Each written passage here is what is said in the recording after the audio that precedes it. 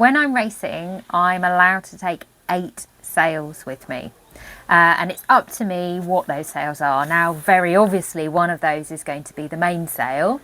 And then we also take 2 working jibs. So the J2 is the jib that's on our structural stay, and that's up all the time. It's actually tied up to the top of the rig. It's not on a halyard, it's permanently attached on a furler. And then we have a J3, which is just a smaller jib for those windier conditions, and I can put that up and down.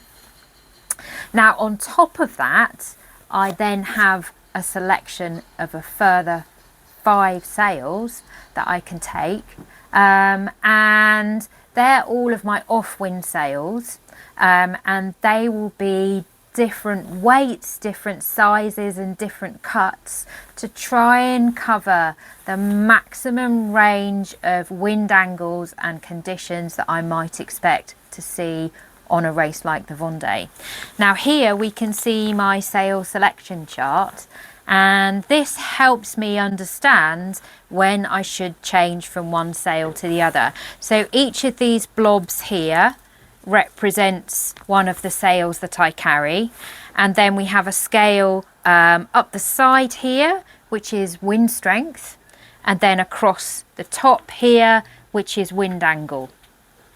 So we can see that in very high winds and at high wind angles we use the J3, my small jib, and actually if we're in 40 knots of wind up to 130 degrees true wind angle, then we would use the J3 all the way. This one here is my fractional 0. So we can see a kind of sausage-like shape. So we start off using that to go upwind in light airs, and then as the wind gets stronger, it's more appropriate for going downwind. And then all the way down here, this very last blob here, this is my A2. So this is my soft spinnaker, and we can see that I can use that in very light airs. I can use that for reaching, so it goes up to a wind angle of about 110 degrees. And then the maximum wind I would really want to use it in is 20 knots of wind, and if I was sailing in 20 knots of wind, then I would need to be at a wind angle of around 153, 155 degrees true.